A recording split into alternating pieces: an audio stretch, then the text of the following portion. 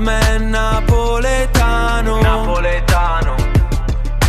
Batman napoletano. Bella a tutti ragazzi, ben ritrovati in un nuovo video dell'Aspettaci Mercato Batman napoletano. Come state oggi? Spero tutto bene. Allora, oggi in questo video andremo a fare un piccolo resoconto nella stagione del Napoli, che ha fatto il Napoli. Se vedete questa cosa qua, questa riga, questa etichetta, perché mi sono messo la maglia al contrario, me ne sono accorto solo ora, quindi scusate. Vabbè. Faremo un piccolo resoconto della stagione del Napoli, delle varie difficoltà, delle varie cose buone della stagione del Napoli. Allora, iniziamo subito. Allora, partiamo subito con l'inizio di stagione, ok? Quello che è successo. Partiamo col 2-0 col Sassuolo, dove lì già iniziavano a mancare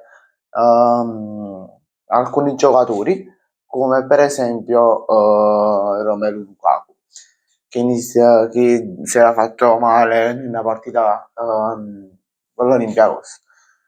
Arrivano una serie di vittorie,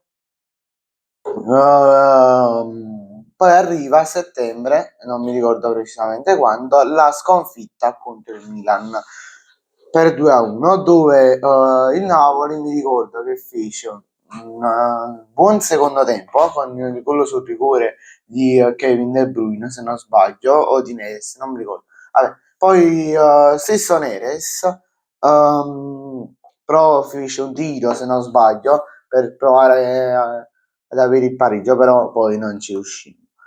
Quella partita finì 2-1 in casa del Milan. Poi arrivano un'altra serie di vittorie, un'altra serie di sconfitte, arrivando alla partita contro il Bologna, che finì 2-3-0 per il Bologna. Partita totalmente schifosa. Tra l'altro lì esordì poi il secondo portiere 18enne se non sbaglio, e non so come si faccia a non segnare a un portiere alla prima esperienza in Serie A. Vabbè, sbaglio, lì mi ricordo che o Neres o Scott McTominay sbagliò un tiro fuori aria, un altro a porta vuota praticamente. Vabbè. Poi lì in Napoli non si arriviava più, letteralmente. Oggi cioè, non so che Napoli che era passato, cioè, non ci arrivavano più. Cioè, mi domanda ancora oggi a fine stagione, dopo quasi una settimana che è finito il campionato, mi domando e dico, ma com'è possibile? In quel periodo di Serie A eh, facemmo tanto schifo. Però, vabbè. Poi,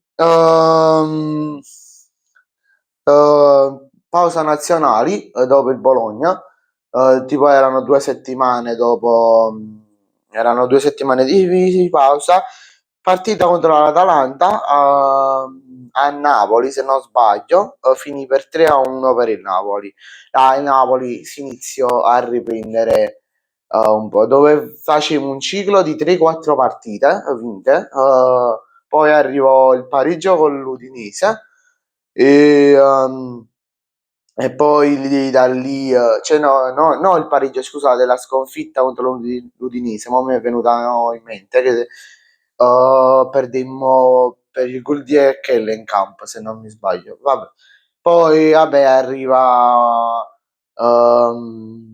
la Supercoppa Italia vinta, è stata dominata da Napoli. Poi vabbè, ferie di Natale. E arriva la partita contro la Cremonese, vinta per 2-3-0. Poi partita con il Verona, gennaio, dopo la partita contro la Cremonese, dopo Capodanno e tutto quello, partita contro il Verona, la pareggiamo. Partita contro il Parma, pareggiamo pure quella partita contro l'Inter, la vinciamo. No, scusate, no, la vinciamo, la pareggiamo pure quella, però mamma mia che sudata, pareggiammo all'ultimo secondo con McTominay, se non sbaglio, e fece 2 gol. Poi vabbè, ci sta da dire che pure quel gol all'andata, cioè no, il gol all'andata, la partita di andata, è stata bella che vincemmo 3-1. Poi passa un altro po' di tempo, tra l'altro partita Parma e Verona rubate, due di alcune partite rubate. Arriva con l'Atalanta, se non sbaglio perdemmo 3-2, non vorrei dire una scemità, ditetemelo qui sotto nei commenti. Un'altra partita rubata. Poi arriva il finale di stagione, anzi arriva prima la vittoria dello scudetto dell'Inter, non mi ricordo adesso se era contro il Parma o contro il Verona, però vabbè. E poi arriva la fine di stagione con Inter primo, Napoli secondo, Roma e Como rispettivamente terzi e quarti. Sto ancora godendo, Juve e Milan in Europa. Bene ragazzi, grazie a tutti per la visione, ci vediamo in un nuovo video che dovrebbe uscire domani, verso le 3 se non sbaglio, alle 3 alle 18, vabbè poi video.